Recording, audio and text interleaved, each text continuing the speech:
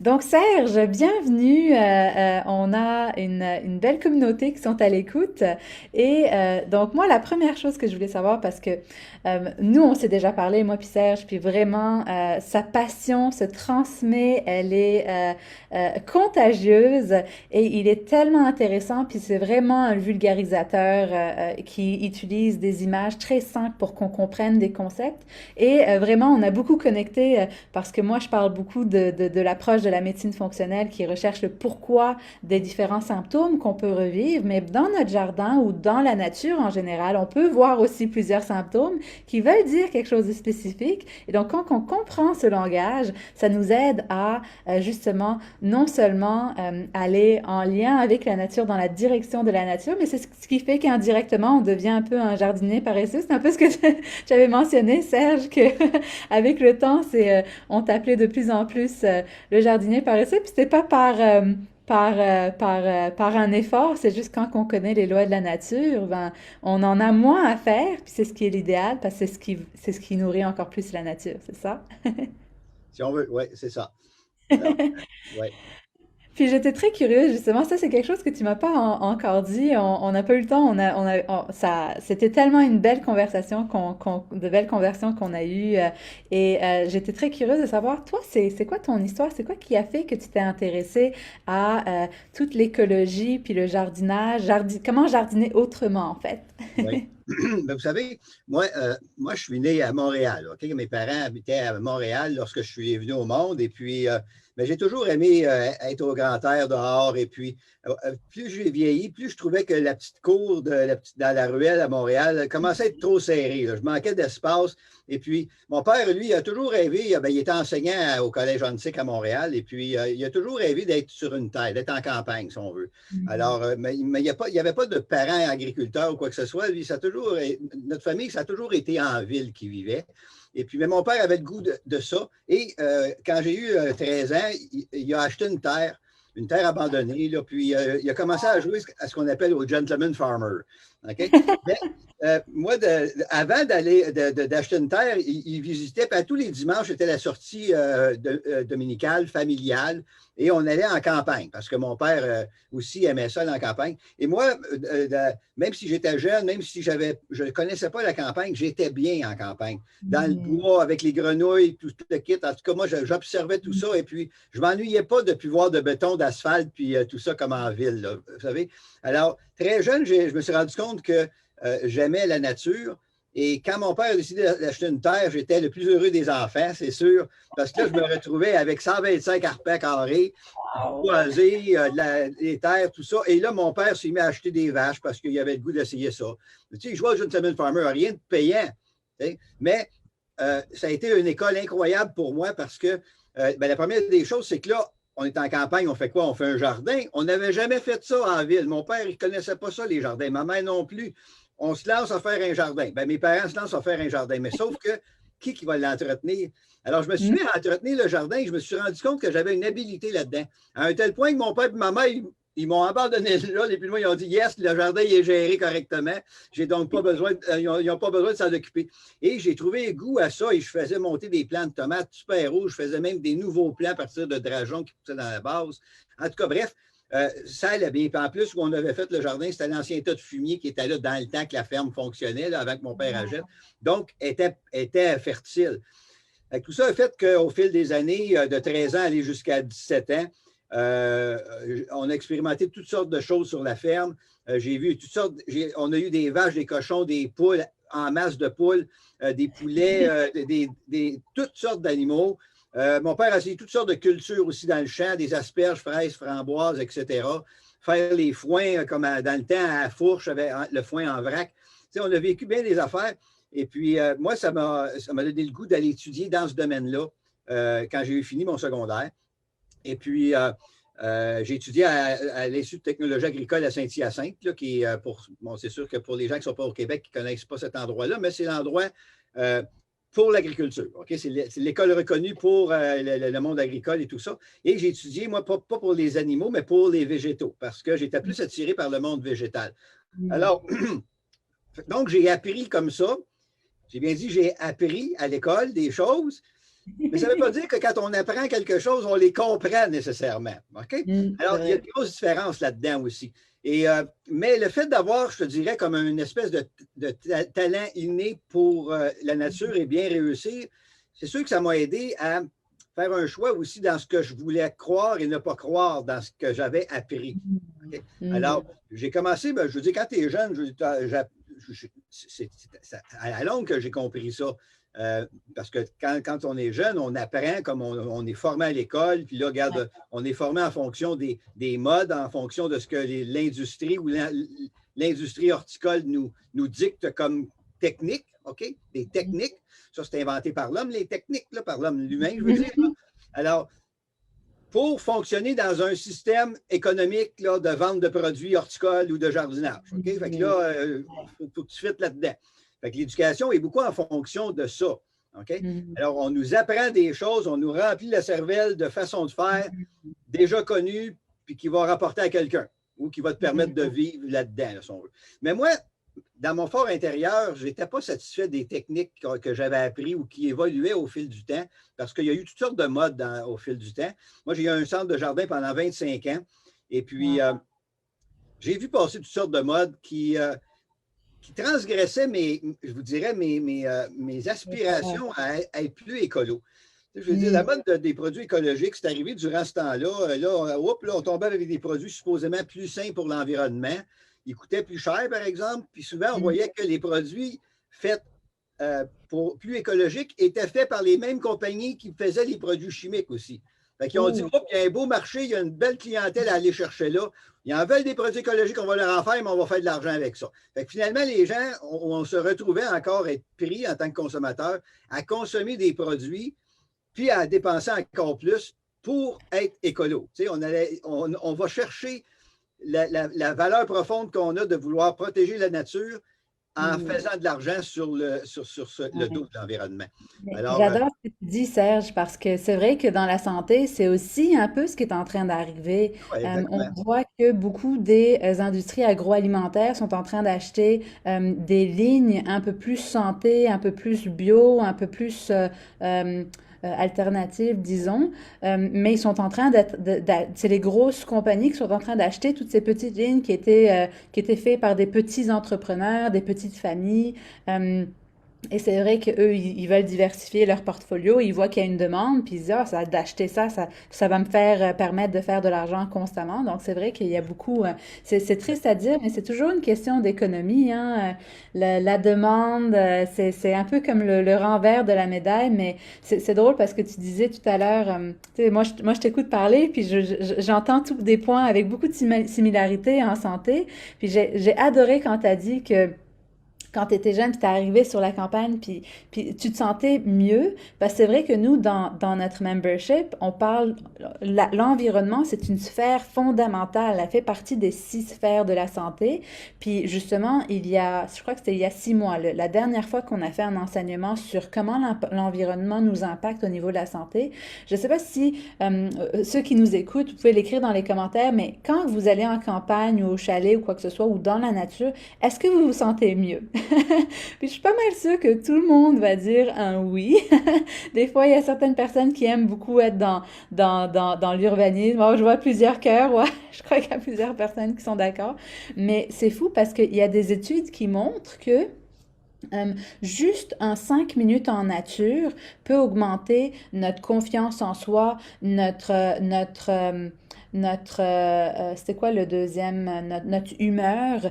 Et aussi, il y a plusieurs études qui montrent que les risques de maladies cardiovasculaires, je ne sais pas si tu connais le cardiologue qui a écrit Planète Cœur, c'est un cardiologue ici au Québec, et lui, il a vraiment sorti toutes les études qui montraient que l'environnement avait un impact direct avec les maladies cardiovasculaires, puis le diabète, toutes les maladies qui augmentaient, que c'était un lien direct avec l'environnement. Puis il y a des études que la première fois que j'ai entendu, j'ai tellement aimé, c'était une étude qui montrait que si jamais on avait la disparité entre les plus riches et les plus pauvres, qui habitaient loin de la nature. Et ensuite, la différence de ces deux groupes, si jamais ils habitaient proche de la nature, on voyait 50% moins de disparités, moins de différence au niveau de leur santé. Donc, comment la nature pouvait enlever les changements entre les plus riches et les plus pauvres, puis tout le monde pouvait avoir accès à avoir de la santé juste en étant plus proche de la nature. Donc la nature a tellement un impact, c'est pour ça que quand tu parles, je t'entends, puis des fois on voit qu'on a beaucoup de contradictions. On a comme l'impression qu'on a besoin de plus en plus d'outils, mais moi, c'est un peu la même chose. Des fois, quand on connaît le langage de notre corps, c'est comme si on a besoin de moins de choses parce qu'on se comprend. Donc, j'adore ce que tu dis parce que c'est vrai qu'il y a beaucoup, puis on dirait que de nos jours, il y a de plus en plus de gadgets qui ont l'impression, puis moi, je suis tombée dans plusieurs de ces pièges. Parce que justement, on a souvent, parce on manque de connaissances, puis c'est plus des connaissances qui sont transmises de génération en génération, puis on est loin de la campagne maintenant.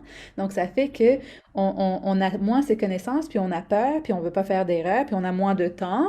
Donc, tout ça.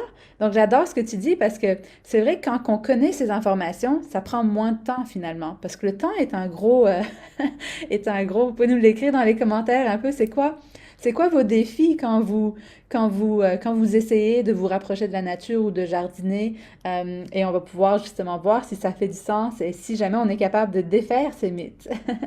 C'est ça. Tu sais, on va beaucoup, ben, moi, je vois beaucoup de gens m'écrire parce que j'ai une page Facebook que j'alimente régulièrement pour justement donner aux gens des trucs pour montrer la simplicité quand on travaille avec les plantes, avec la nature.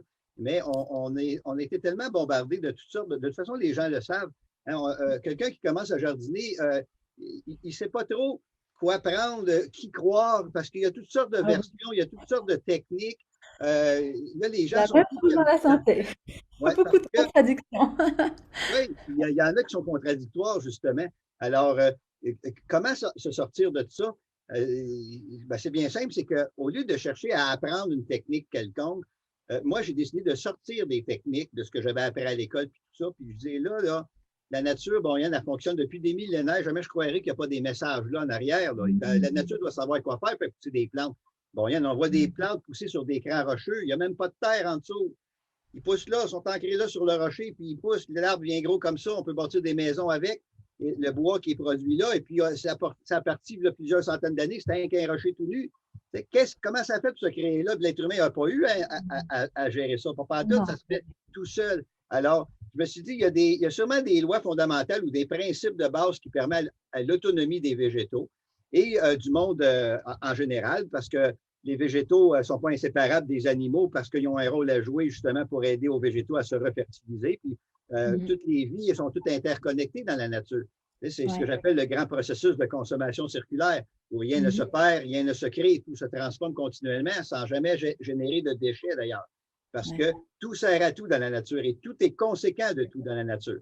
Et alors, autant on doit protéger l'écosystème de la nature, puis, similairement, on se doit de protéger notre écosystème de santé aussi. C'est lorsque Mhm. on entretient notre flore intestinale, lorsqu'en quelque part, c'est tout ça qui fait qu'en quelque part, on va être capable de maintenir notre santé parce qu'on est habité par plein de bactéries, plein de Ouais. micro-organismes qui nous permettent d'être en vie. Mais dans Ouais. notre société, on nous fait des peurs de tout ça, les bactéries. Ouais, il faut tout On aseptiser. s'habitue. Ben oui. Alors, on se sépare de plus en plus de l'écosystème qui nous permettrait de bien vivre sur le plan de la santé.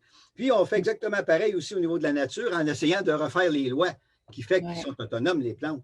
Alors, ils n'ont pas C'est besoin de grand-chose, les plantes. Parce que, vous savez, vous regardez, exemple, dans une forêt, on va prendre cet exemple-là dans la forêt parce que c'est très facile à visualiser. Qu'est-ce qui se rajoute dans la forêt pour que les arbres puissent pousser ou que les plantes puissent pousser? Tout ce qui se passe dans la forêt, c'est qu'à l'automne, les feuilles tombent des arbres, des plantes, se déposent au sol, forment un paillis protecteur pour protéger toute la vie qu'il y a dans la terre, parce que s'il n'y a pas une protection contre le soleil, le vent, etc., les insectes dans le sol, ils ne pourront pas faire leur travail si la terre devient trop sèche rapidement. Alors, les feuilles qui ont tombé, ils ne servent plus à l'arbre pour l'instant, mais dans un sens, ils servent quand même encore. Mais ils vont changer de forme, ils vont perdre la vie la forme qu'il y avait pour alimenter l'arbre, pour maintenant servir de protection pour la vie qui est dans le sol et qui est en train de transformer les feuilles à nouveau pour que ça puisse nourrir l'arbre et qu'il puisse refaire d'autres feuilles. qui retombe ensuite, et ainsi de suite. Voyez-vous le processus de consommation circulaire? Alors, rien ne s'est perdu, rien ne s'est créé, mais les éléments de la planète, les éléments de la Terre et de l'air se sont combinés pour créer des matières différentes au fil du processus, si on veut. Il n'y a pas de début, il n'y a pas de fin là-dedans. Tu sais, ça ne part pas des feuilles, puis ça redevient des feuilles. Ça ne part pas des micro-organismes, ça revient des micro-organismes. Il n'y a pas de début, il n'y a pas de fin dans l'univers. Donc, c'est ça qui est merveilleux, c'est qu'à quelque part, quand on comprend les principes du processus de consommation circulaire, on comprend l'ensemble de la vie sur la planète et c'est là qu'on voit que la vie est éternelle. C'est là, moi, que je vois qu'on peut vivre éternellement, mais pas nécessairement dans le corps dans lequel on est là.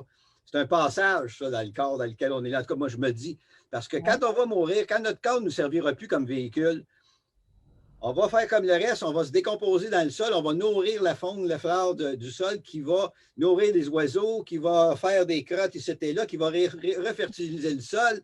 Désolé si je parle avec ces mots-là, mais je pense qu'on se comprend bien. Okay? Non, je parle beaucoup de crottes, même de crottes humaines, des selles, à quelle fréquence qu'on va à la selle. C'est la même chose avec les microbes. D'ailleurs, là-dessus, les selles, les urines, nous autres, l'être humain, on ne fait pas comme les animaux dans la nature. On ne retourne pas à la terre ce dont on prend. Alors qu'un chevreuil dans le bois ou un animal qui est dans le bois va manger des plantes dans le boisé, va prendre ce qui va le nourrir là-dedans pour qu'il puisse grandir, se multiplier. Et ce qu'il n'a pas besoin, il rejette ça où? Il rejette dans le bois pour fertiliser les arbres qui lui ont servi de nourriture, pour qu'à nouveau, il puisse se nourrir. Sans quoi, il va y avoir une fin à ça, voyez-vous? Alors, ce processus-là de consommation circulaire se fait de la même manière. Puis je pense, Serge, que sur ton site web, puis j'adore ton site web, puis en fait, tous ceux qui nous écoutent, si jamais vous n'avez pas encore été voir la page Facebook, parce que Serge, il en a parlé tout à l'heure, mais c'est vrai qu'il met énormément de vidéos là. Comment faire des semis, comment faire tellement de choses. Et moi, j'ai tellement aimé parce que il y avait plein de trucs super intuitifs de réutiliser des matériaux qu'on a déjà à la maison pour jardiner, mettre l'eau, etc. Et donc, vraiment, allez le suivre. Je mettrai dans les commentaires sa page tout de suite. Puis sur son site web, il y a aussi une place où il y a des produits qu'il recommande. Et je crois que j'ai vu comme une toilette de compost ou quelque chose comme ça. Donc, finalement, il y a peut-être une façon de réutiliser nos biens pour... parce que c'est vrai que... Ça existe d'ailleurs depuis longtemps, mais c'est parce que, vois-tu, on marche toujours ici dans notre société en vase clos. C'est-à-dire que on fait une chose pour une solution seulement ou pour une situation, alors que cette chose-là pourrait servir à plein d'autres situations dans notre vie. Moi, c'est ce que je voulais faire. Moi, mon leitmotiv, c'est de faire plus avec moins. Okay? D'arriver à faire le plus possible de choses dans ma vie avec le moins possible de ressources, le moins possible d'efforts, le moins possible de dépenses aussi. Alors ça, c'est ce qui me motive de base. Mais, et à partir de cette motivation-là, là, à ce moment-là, je peux créer dans des micro-gestes, là, comme tu parlais tantôt, pour atteindre cet objectif-là. Mais en soi, l'objectif reste toujours, tu sais, je veux dire, quand on se fixe des objectifs dans la vie, moi, je me dis, il ne faut pas que ça soit précis. C'est-à-dire que c'est des inspirations, c'est un objectif qu'on se fixe qui semble être fictif parce qu'il n'y a pas de structure autour, mais c'est avec un paquet de petits micro-gestes, de micro-actions qu'on va arriver à ça si on se le garde mindé dans la tête. Tu sais. Alors, vois-tu, moi, à 23 ans, j'ai fait 2 dépressions nerveuses parce que j'étais sur la terre de mon père. Après mes études, si on veut, mon père a décidé de m'établir sur la terre, sur sa terre. Mais, en tout cas, il gérait ça à sa manière parce que c'était sa terre. Tu sais, c'est sûr. Bon. Puis moi, ben, quelque part, je venais de me marier, j'avais déjà une petite fille, puis il fallait que je gagne ma vie. Puis là, il n'était plus question de jouer au gentleman farmer, là, comme on dit, là, que ça ne rapporte pas. Mon père, il avait son salaire de professeur. Ça ne le dérangeait pas, même si la tête n'était pas payante. Tu sais. Mais moi, il fallait que je gagne ma vie là-dessus. Alors, je faisais des choix que mon père ne faisait pas, n'aurait pas fait. Ça a créé un froid. Puis là, moi qui jeune, a toujours cherché à plaire à mon père. Puis mon père, il avait plus besoin d'attention que moi, je te dirais. Et je ne recevais jamais de reconnaissance de lui. Fait qu'en tant qu'enfant, tu essaies toujours de vouloir en faire plus pour faire plaisir. Alors, c'est pas parce que tu arrives à 18 ans ou 20 ans que là, du jour au lendemain, bang, il y a une coupure qui se fait, là, tu deviens indépendant de tout ça, pas en tout. Alors, ça fait partie de nos habitudes. Et puis moi, ça me grugeait en dedans de ne pas être capable de faire plaisir à mon père. Je devais confronter mon père pour arriver à faire vivre ma famille, tu sais, parce que c'est ces choix-là que je voulais faire. Alors, il s'est créé un froid qui m'a brûlé bien raide. C'était pas le travail physique qui me brûlait, ça. J'étais capable d'en faire 25 heures sur 24. Tu sais. Mais c'était dans la tête que ça n'allait pas. C'est au niveau énergétique, tu sais. Alors, Quand on fait des actions à l'encontre de nos valeurs et qu'on a non, une dichotomie de différents, exactement. nos actions, nos valeurs et nos pensées, ouais. J'étais pas dans mon être, j'étais pas dans mon senti. Mm, Je cherchais encore à agir pour faire plaisir à d'autres. Tu sais. Puis mm, autant c'était pour faire plaisir à mon père que c'était ça avec les clients puis tout ça. Dans le fond, mm. c'est bien. Aujourd'hui, je le retrouve, je fais plaisir à mes clients, je suis d'adon, mais sans m'oublier En là-dedans. priorisant tes valeurs, en fait. Ça a changé, Puis c'est ça. j'adore que tu partages ça, puis merci de, tu sais, ça prend du courage puis de la vulnérabilité de parler de sujets comme ça. Et je crois qu'il y a plusieurs personnes, surtout avec ce qu'on a vécu dans la dernière année, qui se Ouais. sont comme, on a comme, la vie a ralenti et elle a comme, on a comme eu le temps de regarder c'est quoi qu'on a vraiment à l'intérieur. Puis je crois qu'il y a plusieurs personnes qui vont nous écouter aujourd'hui qui vont sûrement beaucoup se reconnaître dans ton histoire. Donc J'imagine, merci oui. d'avoir Moi, ça a partagé été ça. très bénéfique, ce passage-là que la vie m'a offert. Euh, Ouais. une dépression, c'est bénéfique à l'eau, là. Mais oui, c'est vrai. Tu sais, mais tu sais, ça dépend comment on le prend. Tu sais. Je veux dire, c'est pas une maladie en soi, c'est un break que la nature te donne, que la vie te donne. Hey, regarde, m'a cloué au lit pendant un bout de temps, là, puis prends le temps de réfléchir. C'est ça que ça voulait dire. Tu sais.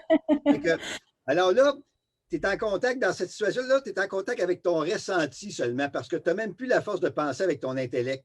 OK? Puis Mhm. d'être influencé par tout le monde qui te dit toutes sortes d'affaires, puis essayer de leur faire plaisir. Fait que ça, pour moi, ça a été très bénéfique. Puis j'ai pu m'en sortir aussi sans médication, en restant Mhm. conscient de mon état. Et Mhm. ça m'a permis de voir que si je me fie à ce que je ressens, même si ça ne semble pas avoir d'allure pour les autres, je le fais. Puis j'y trouve mon compte au bon moment. Alors, ça m'a aidé beaucoup aussi à sortir des sentiers battus quand il est venu le temps de me dire, écoute, moi, là, je suis plus à l'aise dans le métier que je pratique. Je trouve qu'il y a trop d'incohérences. Je trouve qu'il manque de logique environnementale là-dedans. L'environnement est pas, on n'en tient pas compte en horticulture. C'est une trop grande consommation de produits. Puis moi, dans ma tête à moi, je me dis, quand on consomme un produit, ou pour faire référence à la santé, un médicament, OK? Quand on Mhm. consomme un médicament ou un produit en horticulture ou en jardinage, c'est parce qu'on a un problème à gérer. C'est à quoi on Ouais, n'en prend pas.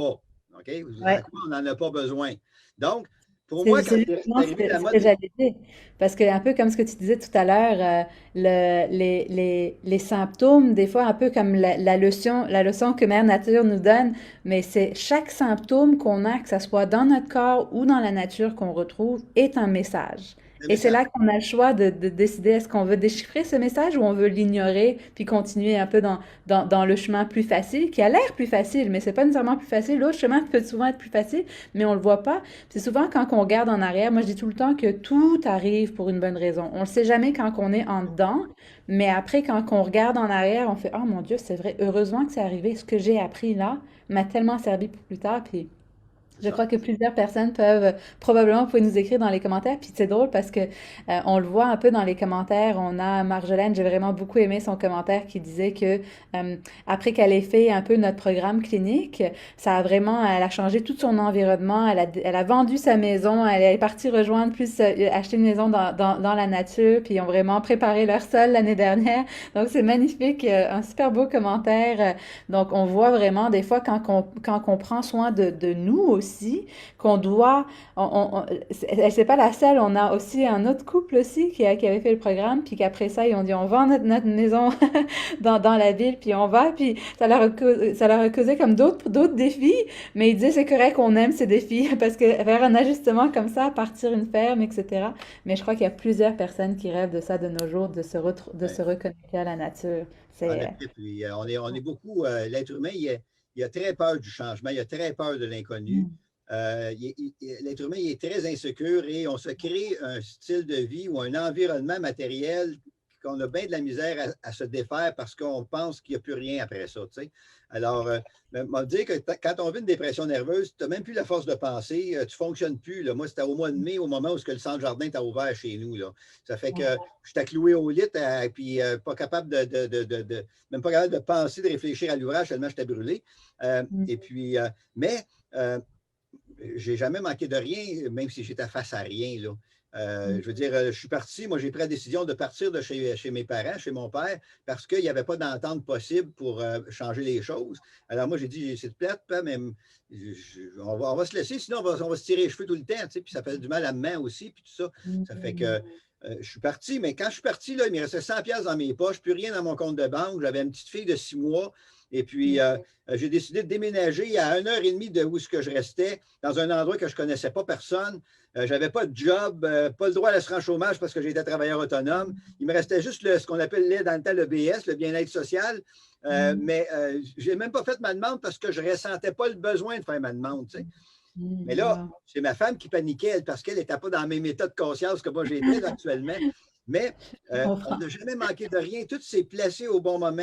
J'ai eu Wow. le job au bon moment. C'est là que je me suis rendu compte que, gars, je me suis écouté, là, je me suis respecté dans le choix que j'ai fait, même si ça me menait vers un semblant de rien. Non, c'est que quand tu es devant rien, c'est bien plus facile de bâtir que quand tu es, avec une structure qui est déjà déterminée. Parce que Mhm.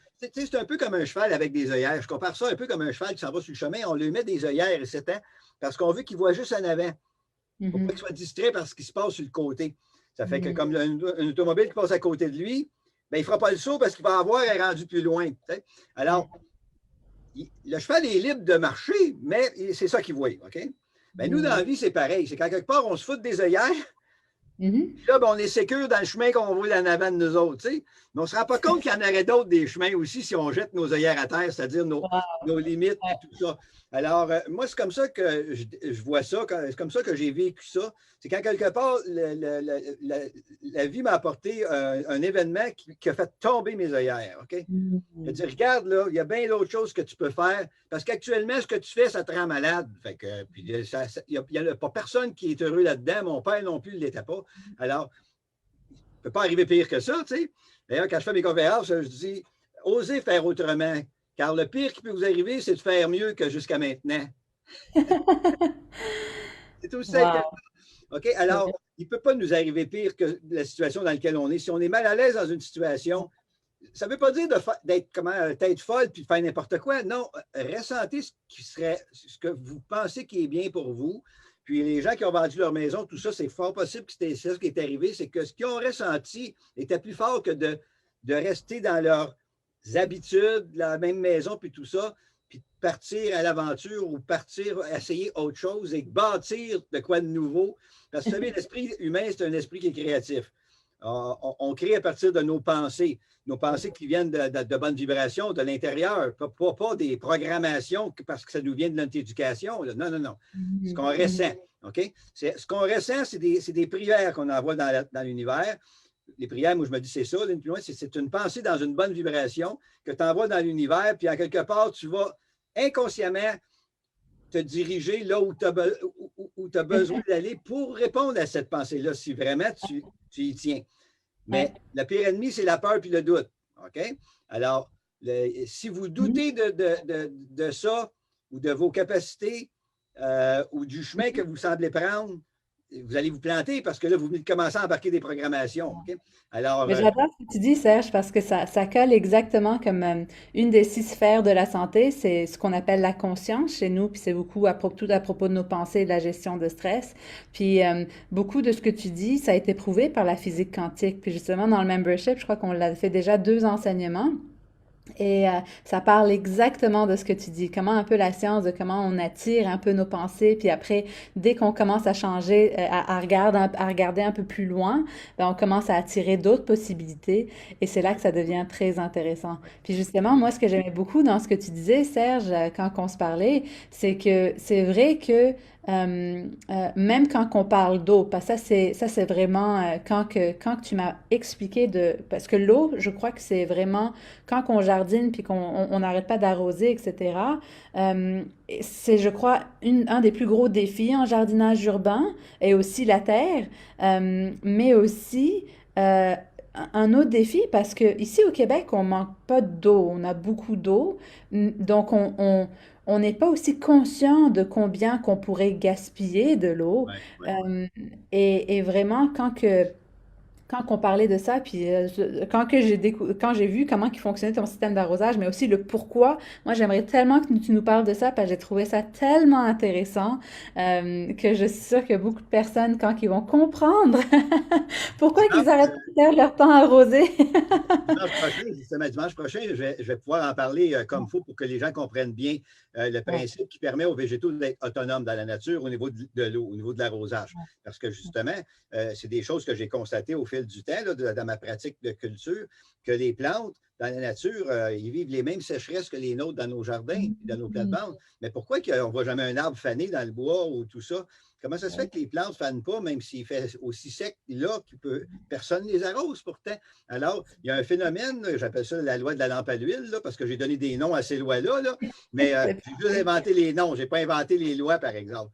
Mais je les ai reconnus. Et là, quand j'ai compris le phénomène d'auto-alimentation en eau des plantes, puis ce n'est pas la pluie qui les auto-alimente, parce que des fois, il ne mouille pas pantoute, ou il pleut, puis ça mouille à peine un demi-pouce de terre. C'est pas ça qui abreuve les plantes, cette pluie-là, comme tel. Alors, ils vont profiter un petit peu de l'humidité qu'ils ont eu sur le feuillage, mais ce n'est pas suffisant pour alimenter la racine. Alors, ça, je vais l'expliquer dimanche comme il faut. Et ce principe-là fait partie de 8 grands doigts que j'ai reconnus, qui me permet aujourd'hui de fonctionner autrement qu'avec une ou l'autre des techniques qui sont mises sur le marché ou qui nous sont proposées. Et ça me permet de voir justement dans telle ou telle technique les forces et les faiblesses de chacune de ces techniques-là. Et tout le monde, quand on comprend ces lois-là, est en mesure de faire justement un choix au niveau des techniques et de voir les forces et les limites de chaque technique. OK? Parce qu'à un moment donné, quand ça se met à déroger de la loi, si tu connais la loi, si tu déroges la loi, autrement dit, tu ne fais pas comme Mère Nature est supposée faire, bien, tu vas avoir une conséquence. OK? C'est sûr que tu vas avoir une conséquence. Et les conséquences, c'est que là, la croissance va être ralentie, tu vas avoir des maladies qui vont s'installer là-dedans, etc. Et là, on va courir après des produits pour essayer de régler le problème. Mais dans le fond, le problème, c'est pas ça. Il est en amont. Hein? On Comme gère la le santé, symptôme et non la cause. c'est C'est ça. toujours la même chose avec l'approche de la médecine fonctionnelle. C'est Exactement. comme, Alors, c'est on a comme, tendance à traiter l'effet, parce que ça, c'est payant pour le système. Parce que tu ne règles pas la cause, fait que tu es toujours sur le système. Tu sais? Tu es toujours en train ouais. d'acheter des produits. Puis ça finit pas, c'est un cercle vicieux, ça. Alors, c'est pareil en horticulture et en jardinage. Moi, là, je ne consomme plus aucun produit, Natacha, aucun produit commercial que je vendais dans mon centre de jardin quand je l'avais. Alors, en 2003, j'ai décidé de fermer mon centre de jardin parce que j'étais rendu, vu que j'ai beaucoup de paroles, puis en campagne, on connaît presque tous nos clients. Alors, un dimanche matin, mettons, j'avais un petit peu plus de temps, il arrivait un client avec sa remorque, puis là, il voulait avoir plein de poches de terre noire ou peu importe le produit, là. Et puis, là, moi, je me doutais, c'était pourquoi je les connais, mes clients, puis je le sais pourquoi ils veulent ça. Ah, il dit, là, je trouve que mes racines sont pas mal à l'air, là, fait que là, je vais rajouter ça, ça va faire beau, tout ça. Mais là, j'y expliquais, oui, mais si à la place, tu mettrais un paillis, là, ton sol, il ne partirait pas. Si tes racines tombent à l'air, c'est parce que durant l'été, le vent, les pluies, ils lavent toute ta terre. Et puis, là, tu es obligé d'en rajouter à chaque année, mais tu n'es pas plus avancé si ça recommençait tous les ans. Puis ta terre est en souffrance parce qu'elle n'a pas de protection, elle n'a pas de couche de protection, comme je parlais tantôt avec les feuilles des arbres qui tombent dans le bois. Alors, tu devrais bien mieux mettre un paillis. Ouais, mais là, lequel? Paillis de cèdre que tu as là? Non, non, non, pas du paillis de cèdre parce que le type de plante que tu as là ne correspond pas. Il faut que le paillis ressemble aux plantes sur lesquelles tu le mets. Dans la nature, c'est comme ça. Dans une forêt de feuillus, c'est des feuilles. Dans une forêt de conifères, c'est des aiguilles. Et dans une Ouais. prairie sauvage, c'est l'herbe qui écrase dans le champ qui devient le paillis. Voyez-vous? Alors, puis c'est pas pour rien que c'est comme ça. C'est Donc, ça que j'adore de toi, Serge. C'est que c'est toutes des choses qu'on peut retrouver dans la nature qu'on n'a pas oui, besoin d'acheter. C'est des exactement. choses que souvent les gens veulent se débarrasser de. C'est ça, on voit ça comme un déchet, alors que la ressource ou la richesse qu'on a autour de chez soi, c'est celle-là qui est la meilleure. Et aujourd'hui, on les considère encore comme étant des déchets et on paye des fortunes pour s'en débarrasser en créant des gaz à effet de serre ramassés par des camions de 10 tonnes. Puis on met ça dans des sacs de plastique, comme les feuilles des arbres, exemple, tout ça. Vous savez, un arbre dans le bois, il se nourrit de ses propres feuilles. On l'a vu tantôt dans le processus. Fait que, si vous avez un arbre sur votre terrain qui est rendu gros comme ça fait 40 ans qu'il est sur votre terrain. Ça fait 40 ans qu'à tous les automnes, vous ramassez les feuilles pour les mettre dans des poches de plastique pour les sacrer sur le bord du chemin. L'arbre, il vit de quoi, lui, Tellement durant vrai. ces 40 ans-là? De quoi qu'il se nourrit? Alors, c'est Ouais. normal qu'à un moment donné, on se ramasse avec une branche qui meurt, ou bien non, les oiseaux viennent picosser parce qu'il y a des vers dans le tronc. Ce qui se passe, ça, c'est un autre des 8 lois qu'on va probablement parler dimanche. C'est la loi de la place est au plus fort. Ce sont toujours les êtres les plus faibles qui sont attaqués par les prédateurs dans la nature. Ça, tout le monde le sait, cette loi-là. Hein, c'est comme nous autres, la santé, c'est pareil. Si on s'affaiblit, si on vit stressé, la maladie va nous pogner. Tu sais, c'est sûr. Pourquoi? Parce que Exact. quelque part, la nature va toujours Différent. instaurer des Effectivement. êtres vivants qui sont capables de s'adapter dans leur environnement. Alors, si Mm. l'environnement ne correspond pas aux besoins d'une plante ou aux besoins de l'être humain, bien à ce moment-là, la nature va donner cet être vivant-là à manger à d'autres êtres vivants pour s'en débarrasser parce qu'elle n'est pas dans son environnement, pour la remplacer par des êtres vivants qui ont rapport avec ce milieu-là. OK? C'est ça Mhm. la loi des vêtements de la Terre. Alors, C'est ça, ça on parce est que capable de la visualiser autant au niveau de la santé humaine qu'au niveau de la nature. ouais, Donc, c'est vrai parce que même de nos jours, on vit de plus en plus longtemps, mais on vit pas plus en santé. C'est comme si on vit artificiellement plus longtemps, on mais on nous perd étire la toute vie. la Ouais. qualité de notre vie. On a une plus grande quantité, mais la qualité est complètement perdu. Puis c'est ça, on va comme à l'encontre de la nature, alors parce qu'on n'écoute plus les messages, puis on prend des choses qui nous comme bloquent les messages, puis qui font enlever, mais le problème, la cause est encore là. Puis j'adore ce que tu disais, Serge, par exemple. C'est vrai que dans notre jardin, c'est comme maintenant, on a des lois de qu'est-ce qui a l'air beau, comment qu'il faut le faire, mais c'est vrai que ça fait qu'on rachète constamment. J'ai adoré l'exemple que tu as donné de ton monsieur qui voulait acheter de la terre noire, mais c'est vrai qu'il y a besoin que il y aurait une autre façon de le faire qui coûte moins cher, qui prend moins de temps. Puis c'est un peu la même chose, un peu dans le jardinage urbain aussi, hein. Oui, C'est oui, comme si, oui. quand on n'a pas un peu la bonne terre, un peu comme ce qu'on retrouverait dans la nature, pour que la nature fasse son travail par elle-même, puis qu'elle garde l'eau, ben c'est ça qui fait qu'on a toujours besoin d'en redonner, d'en redonner. Et donc c'est pour ça que j'ai vraiment beaucoup aimé. Puis c'est ça, en fait. Serge va être l'expert dans le membership pour la sphère de l'environnement le mois prochain. Donc, notre enseignement, ça va être ce dimanche. Donc, pour tous les membres, vous allez pouvoir revoir Serge avec vraiment les trois premières lois parmi les 8 lois. Puis si jamais vous avez tellement hâte d'en entendre plus, n'hésitez pas à aller sur son site web. Il a tout ça dans son livre. Vraiment un super bon vulgarisateur avec beaucoup d'images. Et donc, justement, nous, on va aller comprendre les 3 premières lois qui, je crois, qui sont comme les plus fondamentales. Donc, Oui. n'hésitez pas. Puis, si jamais vous n'êtes pas encore dans le membership, je crois que je vais aussi vous mettre le lien pour vous inscrire, pour ne pas manquer ça, parce que je crois qu'on va avoir vraiment, ça va être ce dimanche, donc un super beau matin pour commencer un peu, se préparer, puis surtout qu'on est un peu dans le temps aussi des semis, etc. Donc, souvent, si jamais vous avez eu de la misère dans le passé et que vous voulez cette année cultiver un peu plus, avoir plus de retours dans votre jardin, ben, ça vaut la peine de comprendre ces lois. Puis j'ai très, très hâte justement à tout ce que Serge va nous partager parce que je crois que ça va être très intéressant. C'est Moi constructif aussi. et c'est pratique aussi. Oui, oui, certainement. C'est ça. Tu savais, en 2003, là, un peu pour finir avec l'exemple de mon gars qui vient acheter de la terre noire, finalement, je donne les trucs pour plus qu'il ait besoin des produits que je vends chez moi. Fait que là, il retourne la remorque vide. Je n'ai pas fait de vente parce que j'ai pris une demi-heure à y expliquer des choses fondamentales. Alors, c'est là que je me suis rendu compte que j'étais bien plus un bon vulgarisateur qu'un vendeur pour faire de l'argent, ça le met. Donc, j'en ai fait un métier et c'est pour ça que je suis devenu aujourd'hui consultant, conférencier et auteur de différents livres, justement parce que, et mes livres, j'ai écrit des livres, pas parce que je voulais être auteur, mais c'est parce que j'avais de quoi de différent à dire qu'on ne retrouvait pas dans d'autres livres.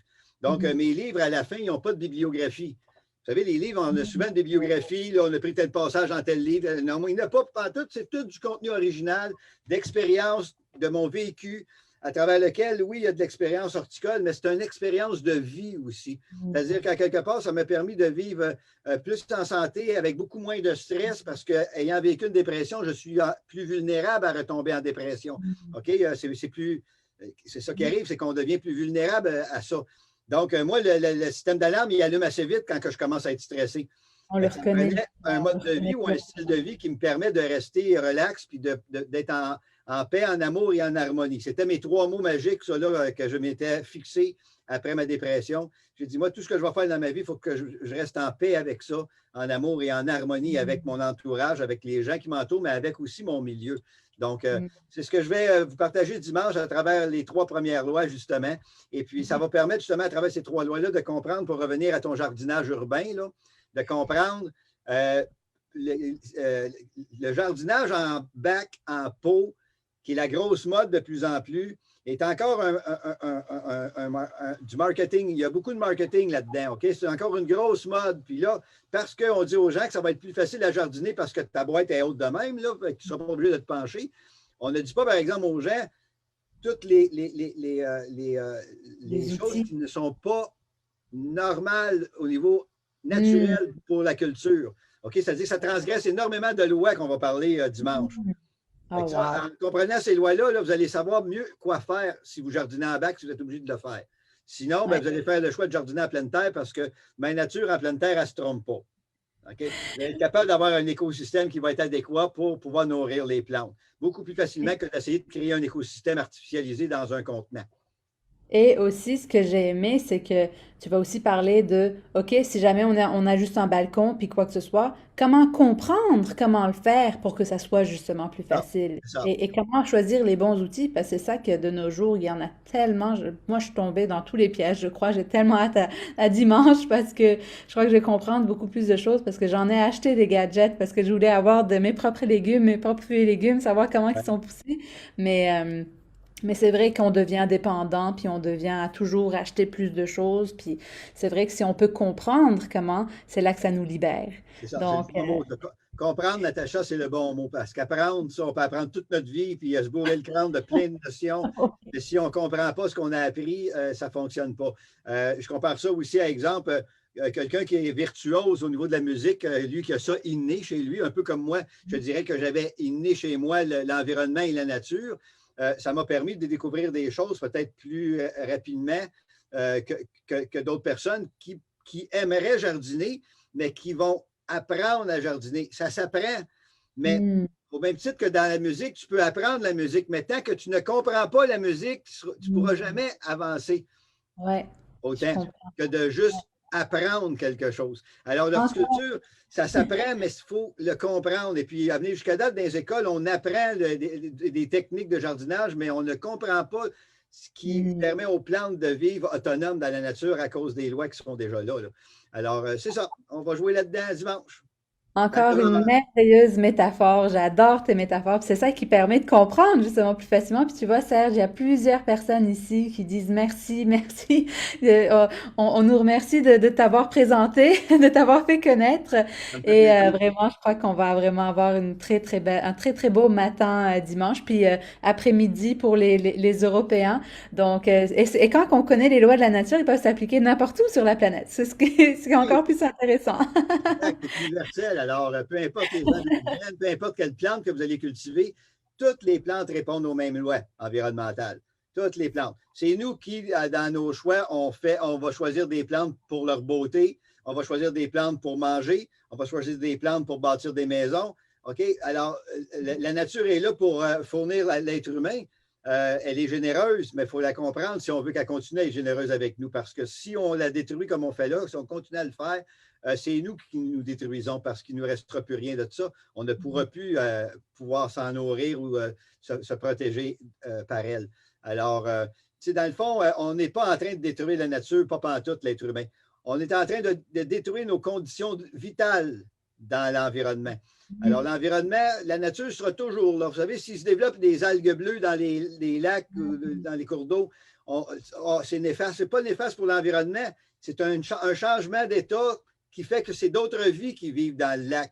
Les algues bleues, c'est vivant, ça, là. Même si ça fait mourir des poissons, c'est pas grave, même s'il y a une race de poissons qui disparaît pour la nature. Il n'y a plus de dinosaures sur la Terre, mais est-ce que la vie a arrêté pour autant? Alors, il est Ouais. arrivé des cataclysmes, mais ça n'a pas La arrêté la nature vie pour autant. réagit. Donc, si l'être Ouais. humain veut rester dans la nature, il ne faut pas qu'il transforme les processus de consommation circulaire qui lui permettent d'être vivant et de trouver son compte. C'est ça qui est important. Donc, il ne faut pas se sentir sauveur de la planète. Non. Ouais. Sauvons notre environnement propre à nous, proche de nous, avec des petits gestes du quotidien dans notre petit environnement.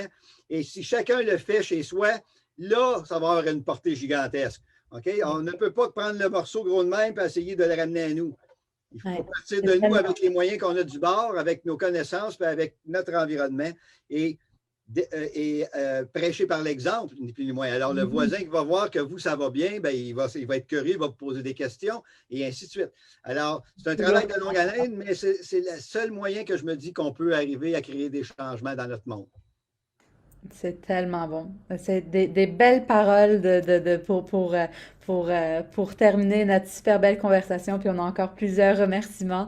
Donc, merci Serge. Et j'ai très, très hâte à ce qu'on se revoie dimanche. Et pour tout le monde, un peu comme ce que j'explique tout le temps, si jamais il y a une chose qui vous a marqué aujourd'hui, écrivez-le dans le commentaire parce que souvent, quand on le réécrit, qu'on permet à notre cerveau à ce qu'il s'en rappelle encore plus parce que demain, vous vous rappellerez juste de 10% de ce qu'on a dit. Donc, écrivez-nous dans les commentaires. On adore lire vos commentaires et n'hésitez pas à partager la vidéo si jamais ça vous a justement fait du bien, appris plusieurs choses et ou taguer des amis pour que eux aussi puissent avoir accès à cette information. Donc, on va mettre toutes les informations de Serge dans les commentaires et peut-être dans la description aussi, et aussi le lien pour le membership pour que ceux qui sont pas encore membres puissent se joindre à nous dimanche. Donc, merci encore Serge pour tout le temps que tu nous as donné. Puis, je sais que le temps dimanche, ton temps va être extrêmement précieux. Donc, merci beaucoup. Puis, merci à tous pour votre présence aussi. Puis j'espère vous revoir dimanche. Donc on va vous mettre dans les commentaires justement où est-ce que ça va être. Comme ça, je vais répondre justement Annie. Ça va être dans le membership. Donc je vais mettre le lien pour ceux qui ne sont pas encore membres. Donc voilà. D'accord?